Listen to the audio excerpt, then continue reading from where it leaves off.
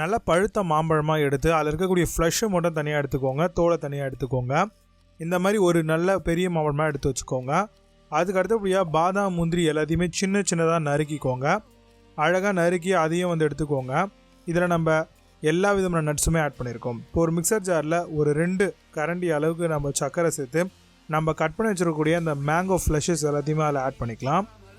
அது எல்லாத்தையுமே நம்ம சேர்த்துட்டு இதை நல்லா வந்து பார்த்திங்கன்னா பேஸ்ட்டாக வந்து பார்த்திங்கன்னா நம்ம அரைச்செடுக்கணும். நல்லா உங்களுக்கு ஒரு ஸ்மூத்தி மாதிரி வந்து உங்களுக்கு இந்த மேங்கோ ஃப்ளஷ் அந்த சுகர் வந்து கிடைக்கும். உங்களுக்கு ஆப்ஷனலாக வேணும்னா நீங்கள் ஏலக்காய் கூட போட்டுக்கலாம். இப்போ உங்களுக்கு மேங்கோ பியூரி வந்து பக்காவாக ரெடி ஆகிடுச்சு. இதை ஓரமாக வச்சுட்டு இப்போ ஸ்டவ் ஆன் பண்ணி ஒரு பேன் வச்சுக்கலாம். பேனில் வந்து பார்த்திங்கன்னா நம்ம சேமியா, ஸோ இதை வந்து நம்ம நெய் ஊற்றி நல்லா ஃப்ரை பண்ணணும். ஆனால் அதுக்கு முன்னாடி வந்து நம்ம ட்ரை ஃப்ரூட்ஸை வந்து நம்ம ஃப்ரை பண்ணி எடுத்துக்கலாம். நெய் வந்து உங்களுடைய தேவைக்கு தகுந்த மாதிரி நீங்கள் ஆட் பண்ணிக்கோங்க. நான் இதில் வந்து பார்த்திங்கன்னா வால்நட்டு, கிரேப்ஸு, ட்ரை கிரேப்ஸு, அதே மாதிரி முந்திரி, பாதாம், கூடவே வந்து பிஸ்தாவும் சேர்த்துருக்கேன். எல்லாத்தையும் நல்லா வந்து பார்த்திங்கன்னா வறுத்துட்டு பொன்னிறமாக அதை வேறு ஒரு பவுலுக்கு மாற்றிக்கலாம். இப்போ அதே பேனில் அதே நெய்யில் வந்து நம்ம 1 கப் அளவுக்கு சின்ன கப்பில் நம்ம சேமியா எடுத்துருக்கோம். அதை நல்லா நெய்யில் வந்து ஃபர்ஸ்ட் அப்படியே ரோஸ்ட் பண்ணிக்கலாம். எல்லாமே நல்லா உங்களுக்கு பொன்னிறமாக மாறணும். இந்த கலரில் இருக்கிறது இந்த அளவுக்கு வந்தால் போதும்.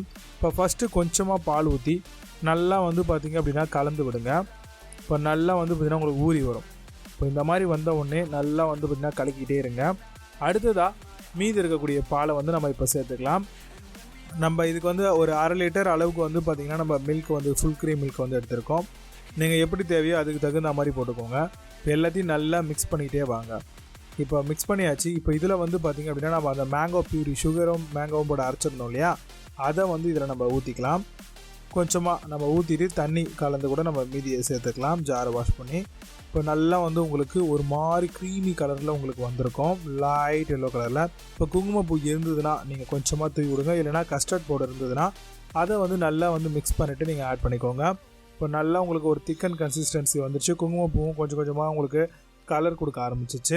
இப்போ நம்ம ஒரு 2 ஸ்பூன் அளவுக்கு வந்து நெய் நடுவில் சேர்த்துக்கலாம். நல்லா சேர்த்துட்டு மிக்ஸ் பண்ணி விட்டுருங்க. இப்போ கூடவே வந்து பார்த்திங்கன்னா நம்ம ஆல்ரெடி வதக்கி வச்சுருந்தக்கூடிய நெய்யில் வதக்கியிருந்தோம் இல்லையா, பாதாம், பிஸ்தா, ட்ரை ஃப்ரூட்ஸ் எல்லாம், அது எல்லாத்தையுமே வந்து இது கூடவே நம்ம சேர்த்துக்கலாங்க. சேர்த்துட்டு நல்ல ஒரு மிக்ஸ் கொடுத்துடலாம். நல்லா கம்ப்ளீட்டாக ஒரு மிக்ஸ் கொடுத்துருங்க. இப்போ நல்லா உங்களுக்கு கொதிச்சு வரும். கொதிச்சு உங்களுக்கு வந்து நம்ம ஊற்றின பால்லேருந்து கொஞ்சம் கம்மியாகி வரும். இப்போ சேமியா மட்டும் நல்லா வெந்திருக்கா அப்படிங்கிறத நீங்கள் ஐடென்டிஃபை பண்ணிக்கோங்க.